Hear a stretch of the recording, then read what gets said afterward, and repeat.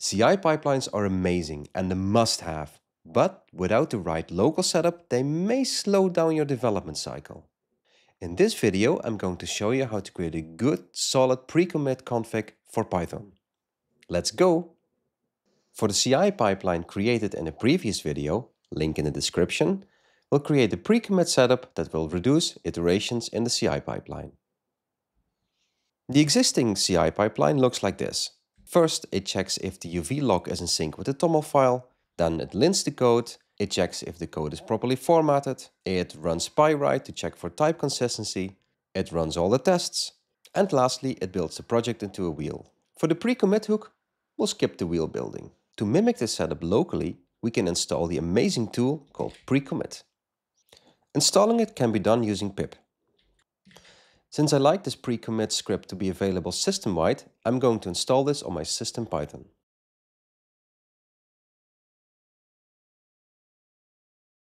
Next, we have to initialize the pre-commit hook inside our Git repository. We can do this using pre-commit install. Now we should be good to go to add our hooks. In my repository, I'm going to create a new file called precommitconfig.yaml. In here we can define a key called repos. Let's add the checking of the log file to get a basic idea on how to find these hooks. Back in the browser, we can search for pre-commit UV. And the first entry looks promising. So if we scroll down a bit, we can find the entry for the pre-commit hook.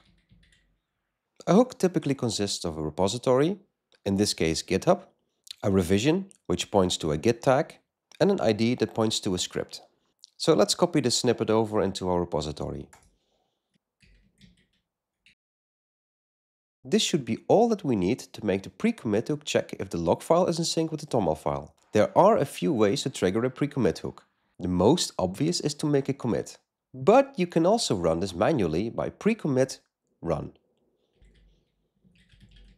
Ouch, that's unfortunate. It seems it can't find the file. Well, I'm only human. Let's check what is wrong. As we can see, I misnamed the file. Let's quickly fix that. There we go. Let's try again. After installing all the hooks, we can see that it actually skipped over the log file.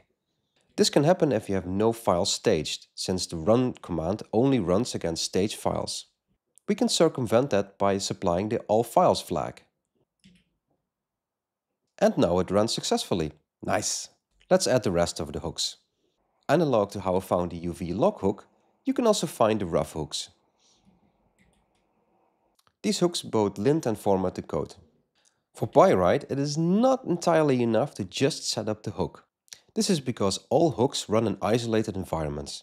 But for Pyright, which also checks for imports, we kinda want it to run in our own environment so that it can validate the imports that we have.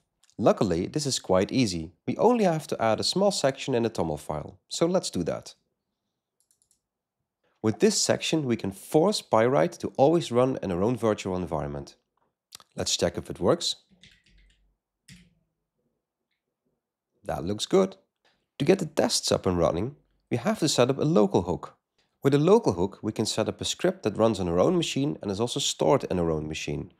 Normally this is not advisable, but since we run everything in a virtual environment, it should be good to go. For the local hook, the ID and the name key are self-explanatory.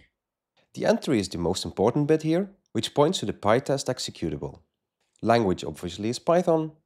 Pass file names is set to false, otherwise the hook will pass all the file names to the PyTest executable and that will make PyTest crash. And always run is set to true, so that the PyTest will always run even though there are no files staged. Let's also check if this works. And there we go, it ran PyTest. To make absolutely sure that it did indeed run all the tests, we can add the verbose flag to the pre-commit CLI. And there we go. We do see that it ran 2 tests. Nice. And here you go, a solid basis for your pre-commit setup for Python. This catches most, if not all, checks that the CI also does. Happy coding!